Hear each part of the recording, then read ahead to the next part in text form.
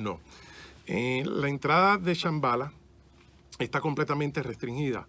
Nada más que para personas que han llegado al nivel de Bodhisattva o chelas. Los chelas son, como decirte, los que ayudan en el soporte de todas las cosas de logística que necesitan los maestros, ¿no? San Martín era un maestro dentro de la cúpula de los reinos y de las monarcas y se vestía con oros, diamantes y todo para poder entrar a esa sociedad alta y poder dar consejo a los príncipes y a los reyes para prevenir guerras y conflictos. Y hay en archivos antiguos en Francia de que él sí existió y hay cuentos de registros también en Bélgica que se han encontrado y hay una autora, una señora que escribió de él en aquella época, escribió de él, se han encontrado, él se ha aparecido varias veces, se han encontrado escritos en 1600, en 1700 y en 1800. No se han encontrado escritos de él de 1900. Y es algo increíble porque estamos hablando de periodos de 100, 200, 300 años. Y siempre se ha presentado y se ha manifestado igual, ¿no? Entonces, él no era superficial ni materialista, pero jugaba ese juego dentro de la vida cotidiana para poder llegar a ese nivel alto de la aristocracia de esa época. Hay un movimiento.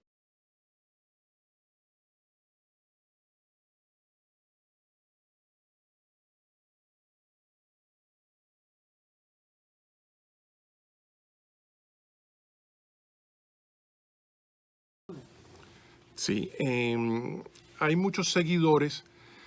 El Agni Yoga se desarrolla, los conocimientos de ellos. El Agni Yoga se crea bajo la consultoría de los maestro Moria y el maestro Kutumi, que son conocidos como los Mahatmas, donde previamente la Sociedad Teosófica escribió The Mahatma Letters por A.P. Spinet, que era un abogado. En aquella época estamos hablando entre 1910, 20 y 30, ¿no? Y sí hay registro de ellos haber existido en Inglaterra, de esto hablé en el último programa y no quiero ser repetitivo de su historia, pero fui y los investigué y sí existieron. Es todo con credibilidad y se pudo autenticar. Cuando ellos se retiran y tienen su casa en la área transhimaláyica de la montaña Kailas, establecen ahí una casa muy bonita que se ha convertido ahora en un museo y puede ser visitada. Se establece ese grupo para dar correspondencia a ciertos discípulos que tenían y que estaban siendo iniciados por medio del conocimiento de las cartas sin ellos tener esa presencia. Parte de esto, uno de ellos se llamaba Andrew Thomas, que se cambió el nombre, que era ruso también. Yo fui iniciado por Andrew Thomas, que coincidencialmente él murió a los 98, 99 años. Tengo correspondencia con él, lo pude conocer, y era amigo y era discípulo de Nicolás Roerich. El conocimiento proviene de este canal. El Mahatma Moria le da una iniciación a Nicolás Roerich. Nicolás Roerich, años antes de su padecimiento y transición, le da el conocimiento a Andrew Thomas. Andrew Thomas después me lo otorga a mí. Yo no estaba esperando eso para nada. En aquel entonces, de esto hace ya más de 15 años, Andrew Thomas me estaba hablando a mí de proyecciones astrales donde habían convenciones de ciertas almas, de lo cual cuando tú hacías una meditación trascendental, que salías fuera de tu cuerpo, muchas veces en el regreso, que era muy peligroso, no tenías conciencia de los eventos que habían pasado. Y la única evidencia que tú podías comprobar eso era si tenías una conciencia más perceptiva del universo y un conocimiento de evolutivo más destacado. ¿Qué quiere decir? Que tu comportamiento se transmutaba. Estaba saliendo ya de las esferas del dogmatismo y las cosas que racionalmente pensamos. La proyección astral, como sabe el profesor Morales, que ha hecho regresiones de esto y puede elaborar en eso más que yo porque tú eres un profesional en eso. Tú sabes que es muy interesante lo que estás. Yo estoy atentamente escuchando a los dos, a Jenny y a ti, vienen con unas preguntas interesantísimas y uno va aprendiendo y tú con la profundidad que tienes en las investigaciones.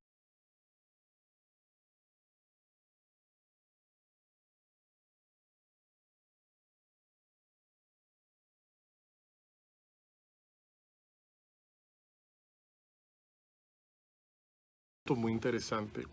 Cuando yo hago muchos de estos estudios también, no solamente de la parte espiritual, sino psicológica y de la parapsicología.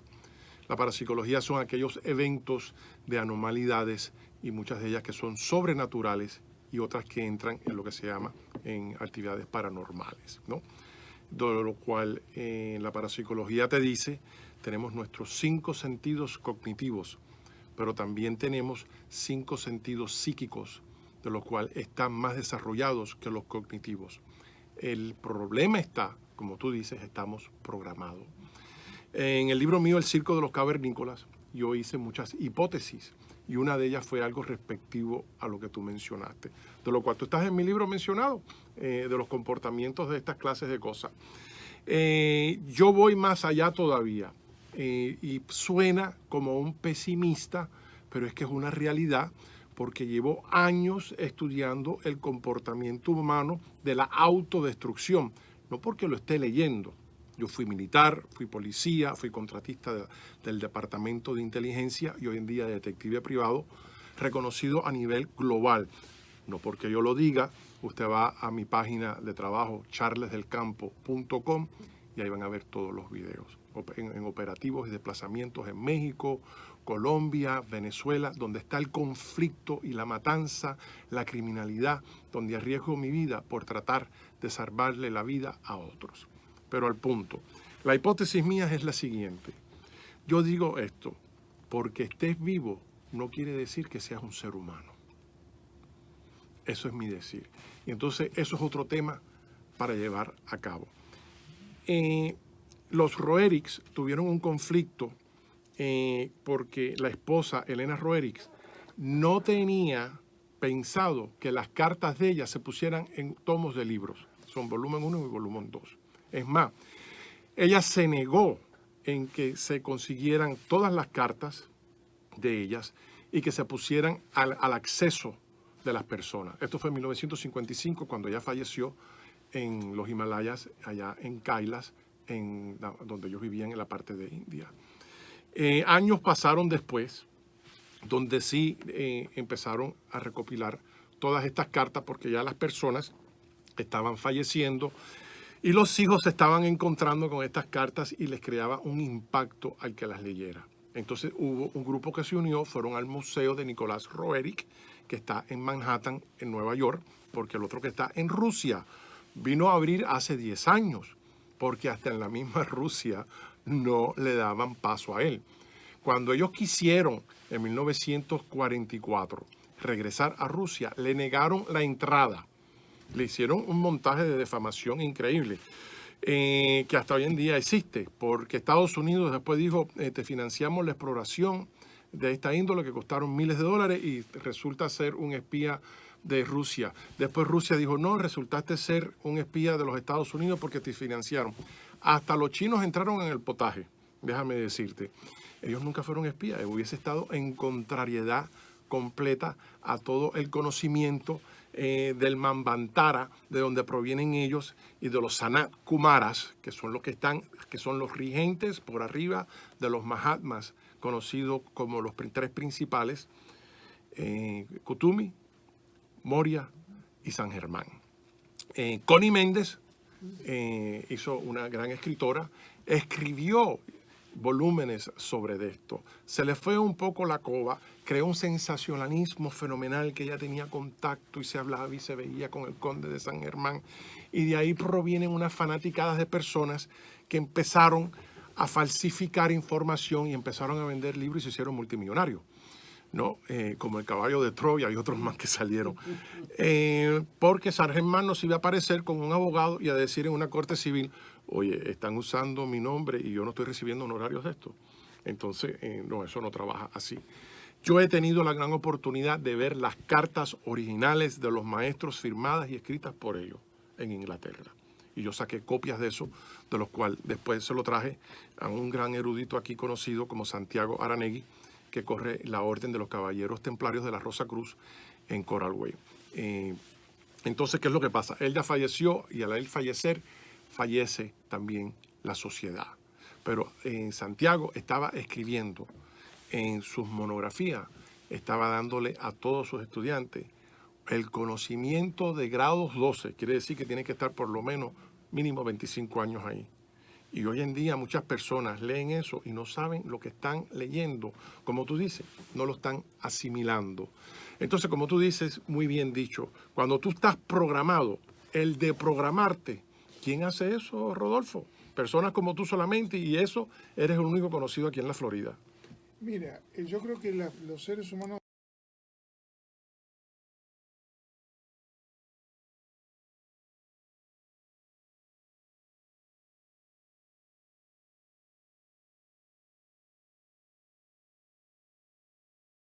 Mencionaste algo muy importante dentro de eso, ¿no? La de programación del ser humano, tanta responsabilidad que tenemos con nuestras vidas cotidianas, con nuestra pareja, los niños, nuestra labor profesional, nos convertimos en consumidores. Y a veces no le damos el alimento al alma, al espíritu, que es lo más importante, porque eventualmente el cuerpo decae, pero el alma continúa. La energía no puede ser creada ni destruida, pero puede ser alterada. bueno, a propósito de hablar contigo, Charlie, ese es un tema que no es radial. Que no es radial. ¿Por qué no es radial? Porque a nadie le importa ni nadie puede, no tuvo la oportunidad de prepararse para saber. Yo creo que la mayoría de los seres humanos son programas caminando. Y esto que me disculpen, ¿no? Yo, cualquier ser humano tú lo dejas hablar una hora y media, ya sabe quién es y lo va a repetir toda la vida. Por eso le pregunto que si tú quieres conocer a alguien, déjalo hablar 2 horas. Y si no, ponte una cámara en tu cuarto o en tu casa y déjala grabando y después ve que todos los días hace lo mismo. Y fíjate esto que no me creían. Pero te voy a hacer una pregunta. Jenny, ¿qué te pasó a ti? Me di cuenta que estaba programada cuando tuve que hacer un diario por mi médico. Era todos los días lo mismo. Wow, increíble. Los Roerichs nunca querían llevar a cabo los escritos, excepto los libros que se sacaron inicialmente, que Nicolás escribió el Chambala, Altes Himalaya, y Elena escribió los principios del budismo. No, ellos son muy creyentes, feroces de las creencias de Jesús el Cristo, bajo las enseñanzas que él tenía de los esenios, de lo cual esto no está en la Biblia aún. Eso se mantiene muy callado, como tú dices, por el miedo al Vaticano al divulgar estas cosas. Hasta el Vaticano entró en exploraciones para ir al Tíbet a extraer y robar conocimiento escrito en tibetano de los sánscritos, donde se conoce que Jesús había estado en el Tíbet.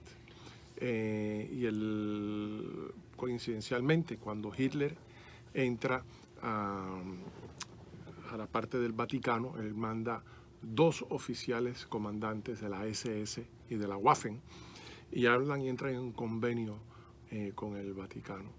Sí, porque hay curas que están haciendo la esvástica, hay curas que festejaban la... Los curas estaban entregando los judíos de izquierda a derecha y parte del trato era que Hitler no iba a invadir subterráneamente donde ellos tenían todos estos pergaminos y archivos antiguos desde la época medieval, ¿no?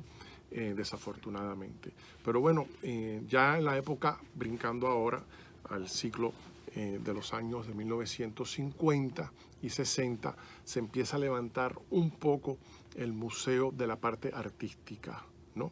Y vienen inversionistas y ayudan a Nicolás Roerich, no porque le hacía falta dinero, porque sus pinturas era un método de subsistir dentro de su trabajo que tenía místico también. Ya en la época de los 60, 50, ya los 60 ellos habían ya fallecido, él en los 40 y pico y ella en los 50 y pico, 10 años después, empieza a hacerse la recolección de todas las cartas y de todo el conocimiento de ellos. Yo tuve la gran oportunidad, cuando estuve en el museo, hace varios años, de entrar a mirar los archivos personales de Nicolás Roerich, de escritos y correspondencia que todavía no se han imprimido. Yo me correspondía con el director del museo, que ya falleció, ahí se me olvidó el nombre de él, Daniel Entin, Ahora es uno nuevo que vino, creo que es de Eslovaquia, cerca de la parte de Checoslovaquia. Inmediatamente cuando lo llamé, me dice, sí, ya yo sé quién tú eres. Y me manda ciertas cosas y yo de regreso le doy a él ciertas cartas y cosas que no estaban en su posesión. En ese momento él pudo reconocer la magnitud que yo he estado envuelto en esto.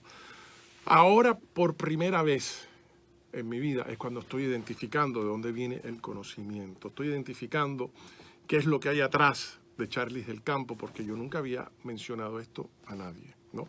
Tampoco igual que había mencionado que había estado iniciado dentro de la Orden del Temple y de los Rosacruces de Toulouse, de Francia, no de la sede de Estados Unidos, ¿no?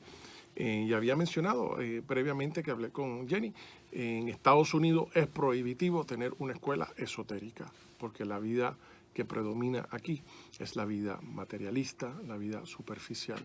Y está bien que te gusten las cosas materiales, pero no que vivas para eso, es porque creas un desbalance completo. Pero bueno, estamos viviendo en una época ahora de una degradación en toda la infraestructura, no solamente gubernamental con los eventos que están pasando, estamos entrando en guerra, estamos entrando en desafíos de cosas que se están causando, revoluciones alrededor de todos los países. Estamos viendo una economía global que está codependiente una de otra, cuando antes no era así. Estamos viendo la falta de empleomanía que hay, la falta de seguro médico, de lo cual no está factible según el salario que tú estés ganando, ¿no? Estamos viviendo, nadie puede costear vivir en un apartamento en ningún lugar con un salario mínimo. Tienes que estar viviendo con tus padres o tienen que haber 10 personas en un cuarto. La luz sigue subiendo, la electricidad, el precio de la comida sigue subiendo. Entonces, una opresión socioeconómica que estamos viendo, de lo cual la calidad de vida se está reduciendo. Y aquí es cuando vienen que yo trato de proveerle estas herramientas a las personas que se captivan por este conocimiento, no para que sigan al Agni Yoga o a ninguna de las otras órdenes místicas, esotéricas o fraternales, porque hasta esas han decaído. La masonería está por el piso completamente.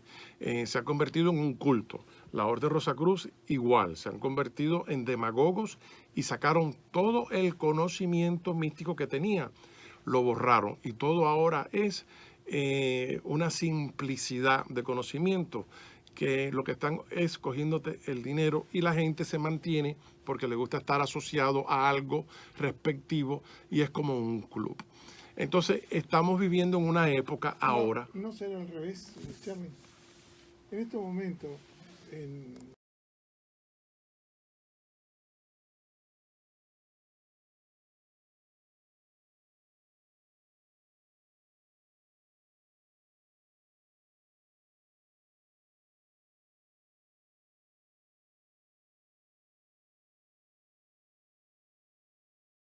Un punto extraordinario. De eso estaba hablando antes de venir del programa, cuando fui a tomarme un café cubano. La semana pasada, cuando estuve por aquí, fui a un lugar muy conocido a tomarme un café.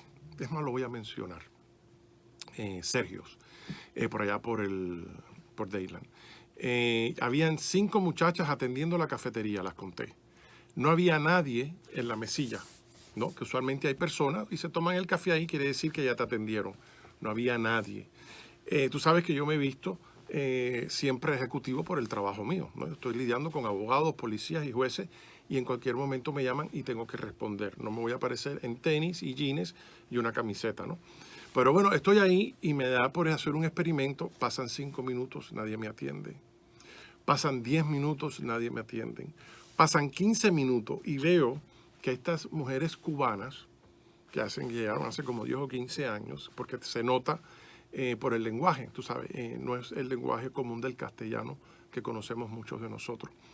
Y cojo rápidamente y digo, señora, ¿usted me pudiera atender por favor para un café? Y me ignoraron. Y yo digo, ok, y aquí viene lo que tú habías dicho. Oye, mi hermana, ¿me puede dar un café, por favor? Y todo el mundo brincó para darme el café y la croqueta. Entonces tuve que hablar el lenguaje semi-africano ese que traen de ellos, no sé de dónde, porque en Cuba antes no se hablaba así. Entonces yo dije, pero caballero, entonces me tengo que bajar a un sistema casi cavernícola para poder tomarme un café. El café me cayó mal, me sentí mal. Lo que tenía que haber hecho era haber salido y haber ido a otro lugar, ¿no? Porque si voy constantemente en una sociedad donde está la agresión, la falta de cultura, la falta de respeto, donde la humanidad se ha perdido aquí en este Miami, porque esto da miedo aquí, déjame decirte. Yo ya no vivo aquí. Ustedes saben que yo manejo 3 horas para venir aquí y lo hago contentamente. Y son ahorita mira la hora, y cuando me vaya a mi casa, otras 3 horas más de camino. Pero eso es la labor que llevo, igual que ustedes, que llevan más de 15, 20 años llevando conciencia a distintos niveles de la audiencia que está ahí, que necesita que a veces cogen un poquitico de aquí, un poquitico de allá, y se deleitan y se sienten satisfechos y regresan otra vez. Como decías tú, buenas noches, bienvenidos para tomarnos un cafecito esta noche. ¿Te recuerdas? Ahora hacemos una pausa, nos tomamos un café.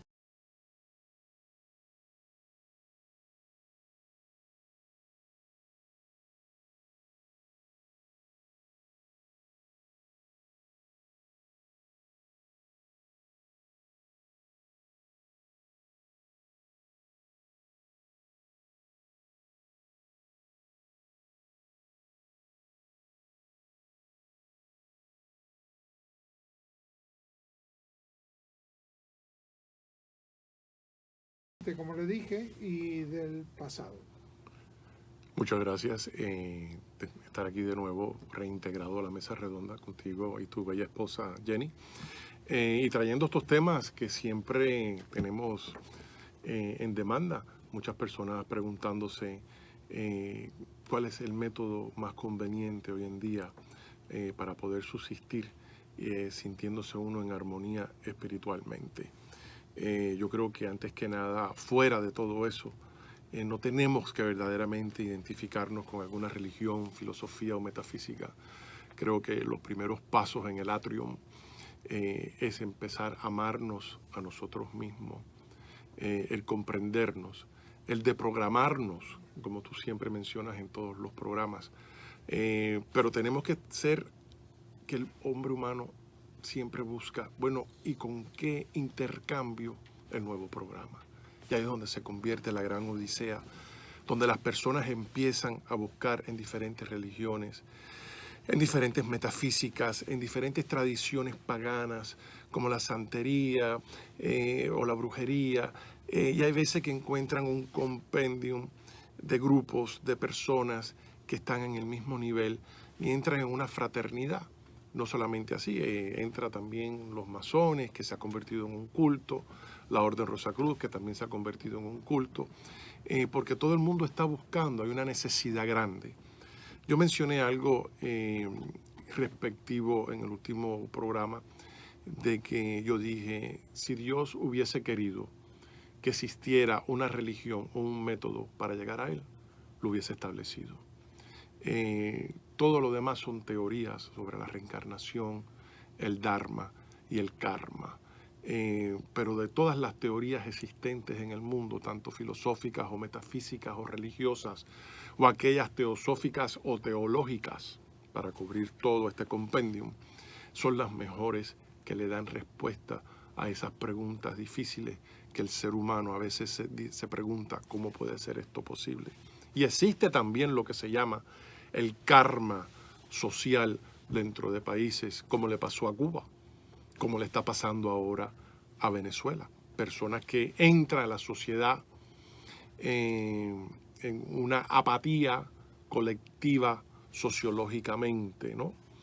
Donde no importa la opresión socioeconómica que tengan, aprenden a subsistir, prefieren tirarse a la calle con una banderita todas las semanas, pero no hacen ninguna clase de revolución para quitar algo maligno que está dañando al pueblo y al progreso humano. Y a veces estos son karmas que provienen colectivamente y las circunstancias de la vida te hacen nacer en esos países, igual que le pasaron a muchas personas en Cuba, y no tiene salida. Yo afortunadamente vine en 1960, ¿no? Por Pan American Airlines, con aire acondicionado. Regresamos aquí como políticos exiliados y después mis padres se mudaron a Puerto Rico, donde fuimos recibidos con una comunidad que cuando Puerto Rico era verdaderamente la perla del Caribe. Y me siento muy agradecido de esa cultura. Pero también ha decaído hoy en día. Entonces vemos estos ciclos de países que Cuba era la perla del Caribe, mencionándola relativamente igual que Puerto Rico. Venezuela era un país súper rico.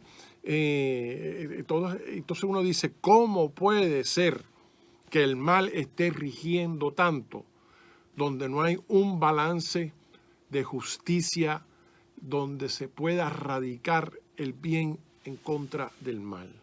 Y eso es lo que te enseñan estas tradiciones esotéricas del Agni Yoga, donde ellos hacen un compendium de todo lo que existe y lo tratan de exponer de una manera de los cuales son herramientas que te ayudan a crecer y te ayudan a sobrepasar esos obstáculos que estamos nosotros hoy en día confrontados, no solamente en estos países que están viviendo hoy en día bajo presión, sino también aquí en Estados Unidos.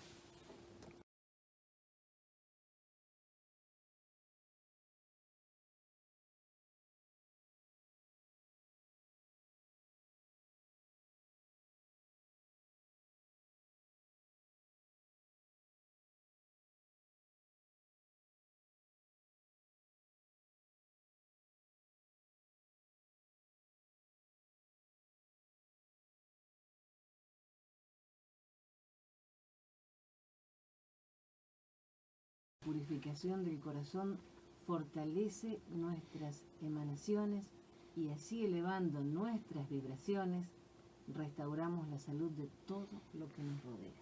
Increíble. Y tú sabes que ella escribió eso en 1932. Uh-huh.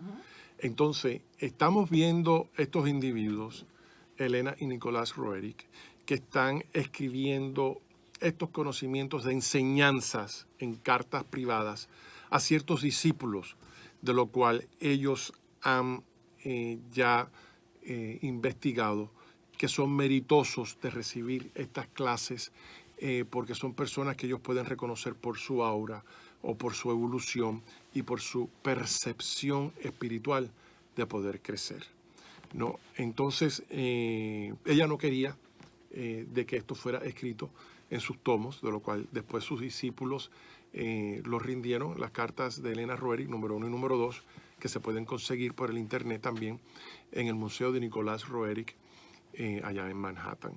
Se pueden hacer los pedidos. Son 2 tomos extraordinariamente. Y los tomos los puedes leer gratuitamente en el site del web de ellos. Todos los libros. Está Jerarquía, el Agni Yoga, Chambala. Pueden ver las fotos también en blanco y negro de la exploración de la odisea que ellos tuvieron por un año cuando viajaron allá en busca de Chambala, también conocido mitológicamente como la ciudad perdida de Agni Yoga o Shangri-La. Y nada, es algo increíble que yo experimento todos los días, donde se ha convertido en un ritual maturino, donde siempre estoy por la mañana cuando me tomo mi café, leyendo estas escrituras, una página al día, para poder asimilar este conocimiento, y es lo que me da la fuerza para salir allá afuera a batallar las fuerzas de la oscuridad, y sabiendo que donde quiera que yo esté, voy a estar tratando de traer luz y creando conciencia. Y es como dijiste tú, Rodolfo, previamente, las personas no tienen evolución, están demasiado programadas. Sí, estoy de acuerdo contigo, pero cuando tú estás en esta misión, en este camino, descartas eso y tratas de toda manera, porque ahí hay como el sonido de una guitarra, un teclado, que a lo mejor le suena y tarde o temprano van a coger algún nivel de conciencia y a lo mejor existe, a lo mejor un poquitico de una esencia que pueda transmutarlo en el momento adecuado cuando ellos se sientan más perceptivos. Fíjate que hay un individuo que nosotros adoramos, todas las religiones adoran, hasta los árabes, los católicos, los protestantes y todo lo demás.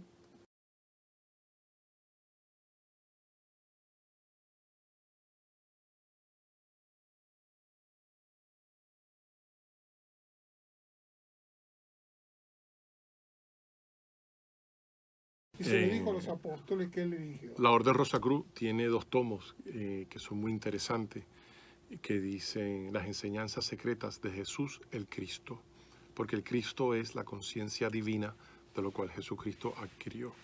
Y las enseñanzas son extraordinarias. Y habla hasta de los guardaespaldas que él tenía, de lo cual nunca nadie menciona nada de eso. Y yo, como he sido guardaespaldas, eso me interesó mucho y por ahí me llegó ese conocimiento. No, tienes toda la premisa de una verdad que muy pocas personas captan esto y se autoanalizan, aunque sea filosóficamente. Mira, yo te voy a decir algo. Sí, pero estamos en la radio, tenemos que hablar para la mayoría y tenemos que reducirnos al nivel de donde funciona una sociedad programada. Claro, no es como antes. Por ejemplo, Galileo pudo establecer sin un telescopio todas las constelaciones de la galaxia a un sistema pitagórico increíble. Después viene Copérnicus y hace lo mismo, pero lo lleva un poco más allá, porque empieza a mencionar fuera de lo que son las constelaciones, sino las otras galaxias. Entonces, por miedo a la Inquisición del Vaticano, estos escritos fueron oprimidos y el conocimiento fue restringido, de lo cual después, años pasaron, en la época de Renacimiento, el francés muy conocido como Nostradamus empieza a dar detalles de esto y bajo ciertos sistemas de rituales que él establecía, ¿no? Pero bueno, no vemos eso hoy en día. Tenemos un avance tecnológico tremendo, ¿no? Cosas que vemos hoy en día, que nuestro teléfono celular puede ver películas, podemos verlo de una persona a otra persona en la China, alrededor del mundo, podemos hacer pagos bancarios, es un sistema de inteligente tremendo. Pero, Sí, no hay hemos evolución de conciencia. no hay evolución de conciencia entre nosotros. Entonces la informática de la cual tenemos ahora acceso, que antes no la había, es fenomenal, pero hay un problema. Wikipedia, que se está especializando como referencia en todo, como si fuera una enciclopedia universal, tienes un montón de personas que le han dado permiso a alterar las historias con cosas que no son verídicas, son falsas, y tienes a personas, como tú habías mencionado previamente, como papagayos repetitoriamente repitiendo cosas que son inauditas. Como decir, es mejor creer en Pegasus o en un unicornio o en Santa Claus. Mira, ¿tú te acuerdas? Antiguamente,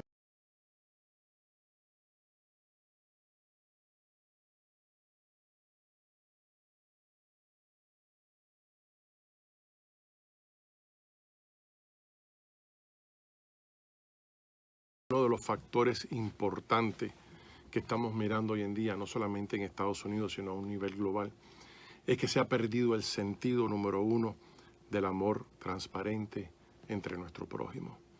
Y también la falta de moralidad, la falta de principio, la falta de ética. Todas estas cosas que siempre han sido factores para el humanismo de todas las civilizaciones, para que el ser humano pueda evolucionar a un nivel donde se puedan crear no tanto un sistema utopio, sino un balance. Siempre va a haber conflicto en la historia, siempre van a haber un porcentaje de criminales, de prostitución, de alcoholismo y eso. Pero lo que se crea, que se ha convertido en una ciencia ficción, es ver hoy en día como el 90%, por decirlo así, es la escoria o más lo que rige, la mentira, la decepción, el robo, la paralogía que tiene litúrgicamente los abogados, que se pueden salir con la suya para robar, cuando se supone que sean dirigentes de traer justicia a las víctimas. No importa si eres un fiscal jurídico o si eres un abogado practicando civilmente, ¿no? Y se ha perdido el respeto. Hoy en día estos cambios lo que ha hecho también es que ha incrementado y ha profundizado más al hombre en el estiércol social, donde su espiritualidad ha perdido una identidad. No sabe lo que es el espíritu. No está programado para eso. Ni les interesa. Y lo peor de todo, que los dirigentes que existen dentro de las religiones saben de esto y lo explotan. Vemos unas iglesias mega multimillonarias, pero no vimos a los curas ayudando a darle comida a los pobres, a darle albergue a los que están en la calle, donde han perdido sus trabajos como consecuencia. Y vemos mucho esto en California, que hay más de 10,000 personas tirados en la calle viviendo en tiendas de campaña en el área de Los Ángeles. Sí, me he enterado que eso es increíble. Yo he pasado por ahí. Eso es algo que tú dices, y esto es en Estados Unidos, pero sí hay dinero para gastarse 30 millones de dólares en un avioncito de guerra, 2 billones de dólares en un submarino para bombas atómicas que pueden desaparecer al planeta y a Marte, a Neptuno y a varios planetas más y a lo mejor la galaxia. Entonces, por eso es que la industria de la guerra se ha convertido en un negocio. Los senadores y congresistas que están ahora en el gobierno tienen ahora bonos que compran, porque para ellos poder coger dinero tienen que hacer una inversión y tienen que haber guerra para gastar las balas, gastar el armamento. Y el soldado que piensa que está peleando una guerra para proteger su nación no sabe que lo que está sirviendo es y siendo manipulado para servir como un peón entre el juego de ajedrez de los grandes conglomerados aristócratas. Te hago una preguntita.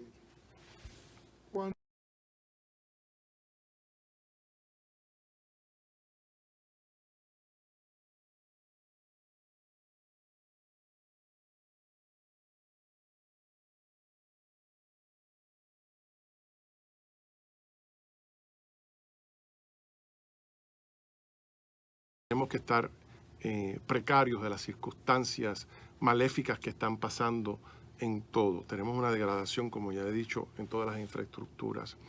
Tenemos que convocarnos a Dios, aunque sea directamente, si no lo vamos a hacer metafísicamente o religiosamente o teosóficamente. Pero tenemos que dar, fíjate, le damos al cuerpo alimento aproximadamente 3 veces al día.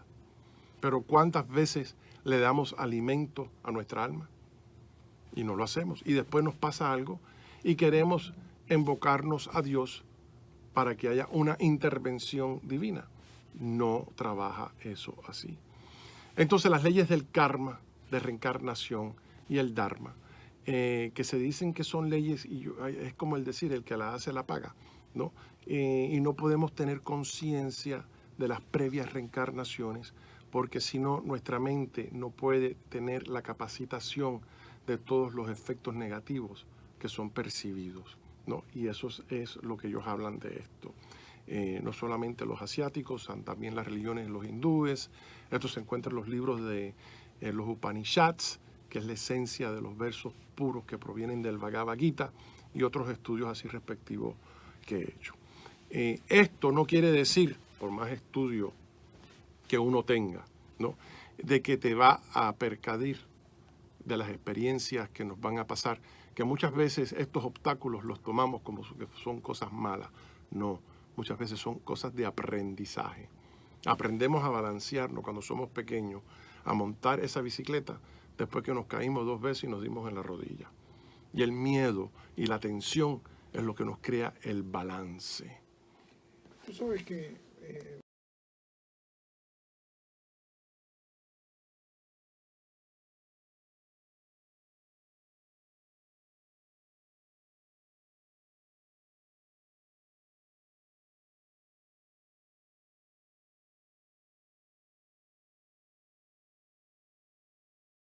Yo te digo que las herramientas están ahí y están disponibles para todos.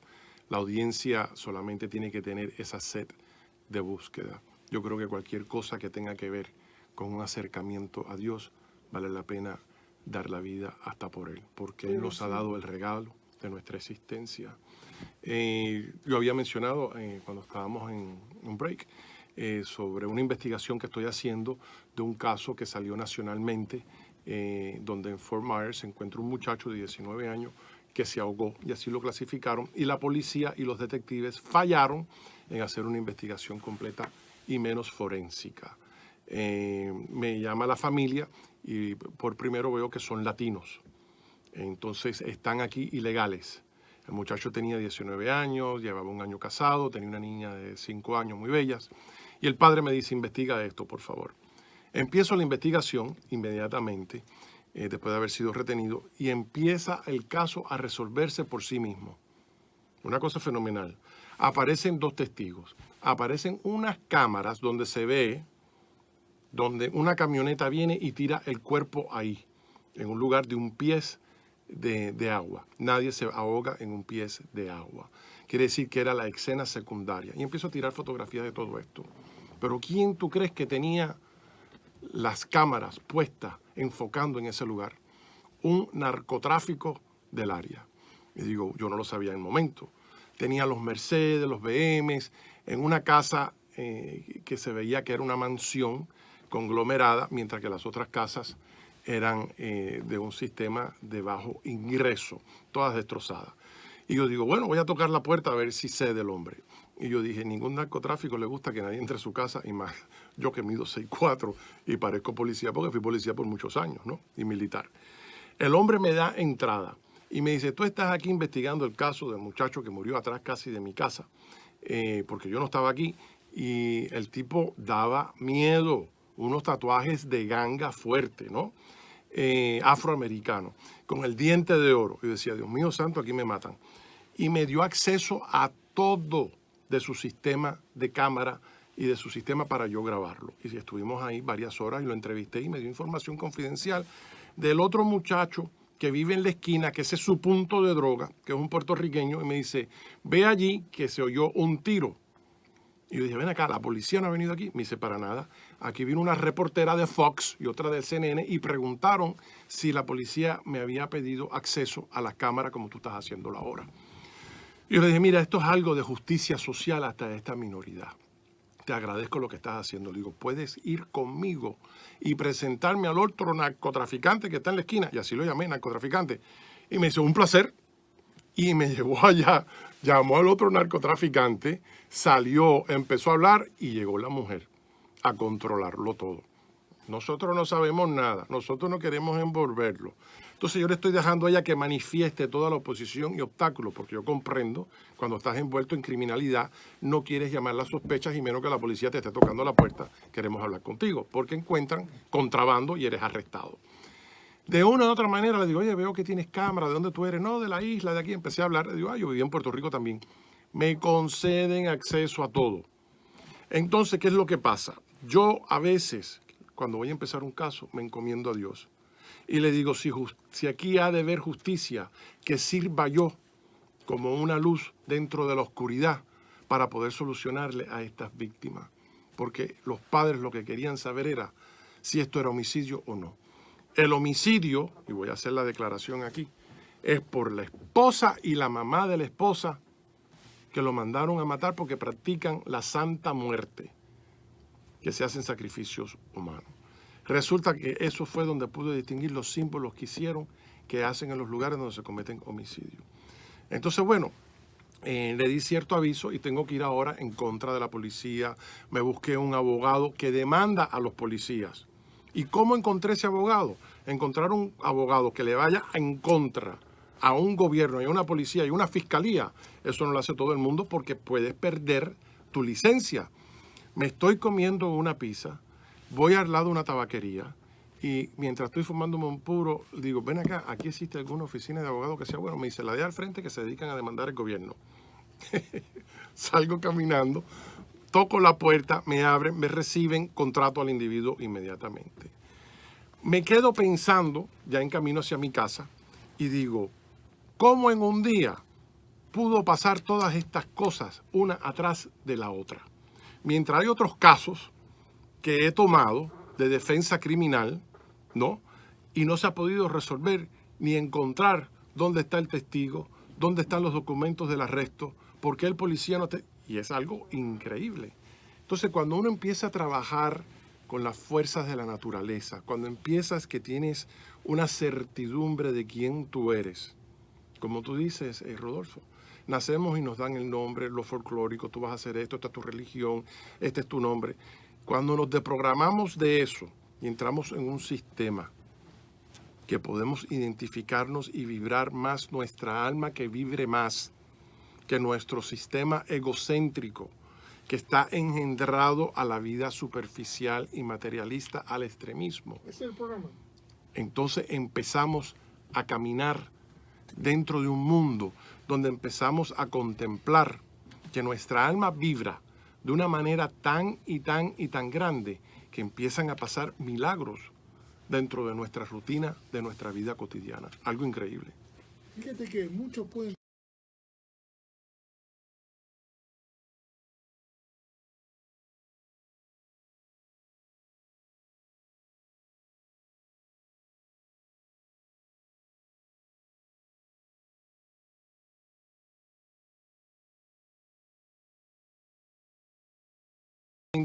Pude, gracias a Dios, salir de aquí y mudarme a donde vivo ahora, 3 horas de aquí, en Lake Placid, que tú has estado en mi casa. precioso. Un paraíso completamente ahí donde yo vivo. No tengo vecinos, rodeado de árboles, los pajaritos me despiertan por la mañana y un lago al frente. ¿Qué es lo que pasa? Cuando uno tiene que subsistir en una sociedad como la de Miami, Florida, como la de California, como la de Manhattan, como la de Chicago, como la de Detroit, te tienes que convertir en un hombre o una mujer feroz para poder subsistir ahí. Entonces, los que no pueden subsistir, como por ejemplo, nosotros tenemos aquí ahora personas que yo sé de tu audiencia que se comunican conmigo bajo los medios sociales y se sienten tan contentas de oírte a ti, a Jenny, yo y otros invitados que tú tienes, ¿no? Porque les dan aliento para poder subsistir en este sistema. Desafortunadamente, no todo el mundo tiene la economía financiera para poder romper las cadenas y salir de aquí, porque toda mudanza fuera tarda. Yo me recuerdo que yo tuve un periodo de 10 años que traté de salir de Miami. Terminé viviendo en Puerto Rico de nuevo, no me pagaban lo que yo había estudiado para nada universitariamente. Tenía que trabajar en un McDonald's y tenía que vivir ahí. Me mudé a Nuevo México, a Santa Fe, aunque no lo creas, un racismo fenomenal ahí. Me mudé a Texas, tampoco. Me mudé a Manhattan, Nueva York. No, tampoco. Entonces yo dije, yo no fui a la universidad para sacrificarme, para estar trabajando un trabajo donde no tenía que entonces haber invertido en mi educación y me hubiese quedado contento.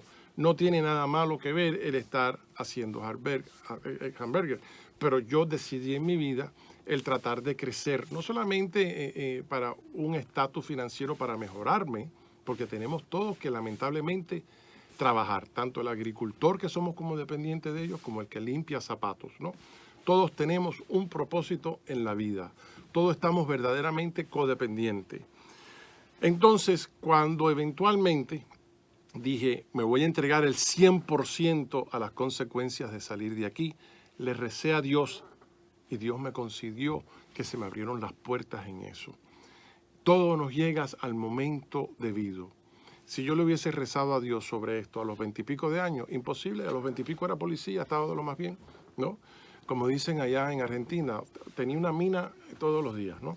Porque cuando eres policía, yo no sé, las mujeres como que te ven más bonito y yo soy feo. Pero bueno, me sentí halagado. Yo termino retirado de la policía. Y el uniforme de Metro Day, que estás vestido de mono todo brown, que es el uniforme más feo de todas las policías del mundo, ¿no? Trabajé 3 disturbios cuando eran los Miami Riots, donde los afroamericanos estaban volteados por la opresión socioeconómica que existía y los abusos de violaciones civiles hacia su cultura, ¿no? Y muchas veces habían policías que me decían, dispárale, dispárale. Le digo, ese hombre no lo voy a disparar por gusto porque no es una amenaza hacia mí. Y habían otros policías que lo hacían. Entonces yo tenía una certidumbre que ya yo sabía que yo no me iba a retirar de policía, porque para ser policía tenía que matar a gente injustificadamente y el departamento me iba a vaquear. Yo en esa película no iba a participar, porque yo tengo una convicción que verdaderamente sé, nada más que de mirar el universo por la noche, de que esto fue creado por alguien que no quiere ser conocido ni molestado. Dios tiene en estos momentos, la línea está muy ocupada porque estoy seguro que en otros planetas la están pasando peor, déjame decirte. O a lo mejor la están pasando tan bien que el hombre se ha olvidado de este planeta, que es muy posible. Porque ya es hora, entre todas las escrituras antiguas, que llegue un Mesías y diga, ya, paren la fiesta, por favor. Oye, prendes el teléfono y todo lo que ves son mujeres bellas, al desnudo enseñándolo todo. Yo te digo a ti una cosa, eso entretiene a cualquiera, ¿no? Entonces, vemos que no hay justicia social, vemos que no hay incremento, no hay crecimiento humano, Dios mío santo. Y ya llegamos a Marte, ¿no? Y ahora queremos ir a Neptuno, queremos ir a la galaxia de Andrómeda. Como dices tú, allá los extraterrestres no tienen contacto con nosotros. Déjeme decirlo a nuestra audiencia. ¿Tú sabes por qué? Porque no tienen miedo. No tienen miedo. A mí, entonces, vemos que estamos viviendo, que la gente se rinde y dice, pues sigo viviendo la vida salvaje porque no tengo otras herramientas para poder crecer espiritualmente. Entonces, eso es lo que pasa, que es la gran batalla de lo que siempre se ha hablado. No del Armagedón ni el Apocalipsis. Estamos hablando del Apocalipsis, del terminar del hombre, no en la tierra, sino el terminar de lo que ya hablé previamente. Los principios, la moral, la ética, el valor, el amarnos unos a los otros con transparencia, que es esencial. El amor, fíjate que cuando tenemos un amor incondicional, lo que nos late es el corazón, no nos late la mente. A lo mejor en los hombres que son menos evolucionados, estilo Cro-Magnon, les late otra cosa por debajo de los pantalones, obvio. Pero bueno, eso no es amor, eso es interés. Entonces tenemos que identificarnos hoy en día con algo que sea un poco más divino de lo que tenemos. Y si no lo tenemos, Dios mío santo, salgamos a buscarlo. No importa en qué tradición, y no importa en qué teología o metafísica o religión. Si tu práctica para alimentar tu alma no te conviene de lo que has encontrado, sigue buscando. No pierdas la fe, pero apréndete a amar a ti. Y cuando te aprendas a amar, puedes esparcir ese amor a tu cónyuge, a tus hijos, y te empiezas a amar de un sistema que empiezas a reconocer el amor inmenso que tiene Dios, no solamente a los buenos, sino a los pecadores de este mundo. Que este hombre no se levante y se abre los ojos, le va a dar por destruir el planeta y decir, ¿pero qué es lo que he creado aquí? Entonces yo digo, Dios no es perfecto, porque de la perfección no puede salir la imperfección. Entonces todo es relativo. Entonces hay alimento para cada persona según su evolución, como tú lo has dicho, de lo que estamos programados, o de lo que cuando nos desprogramamos nosotros mismos, cogemos una autoestima y tratamos de compartir con otros ese premio que hemos recibido de conocimiento. Porque mira, si a lo mejor solamente una sola persona de tu audiencia coge alguno de estos consejos, tanto los tuyos, Rodolfo, como el de Jenny, hemos completado una misión, hemos salvado una alma, mientras que las tinieblas están reclutando en todos los lugares los curas como pedofílicos donde no son juzgados, las religiones donde están oprimiendo en vez de creando una hermandad, tantas religiones, tantas Biblias, el Bhagavad Gita de Krishna, la Biblia de Jesucristo, el Corán de Mohammed, el Torá de Moisés, todos 5 dioses diferentes, y seguimos en conflicto. No, esto tiene que parar. Tenemos que llevar a un nivel grande y empezar a pelear para establecer verdaderamente un sistema de utopía. Si no podemos globalmente, podemos en nuestra casa cuando regresemos, en tratar de decirle a nuestros cónyuges y a nuestros familiares, aquí vamos a radicar en paz y le vamos a rezar a Dios que nos manden los ángeles para que nos protejan.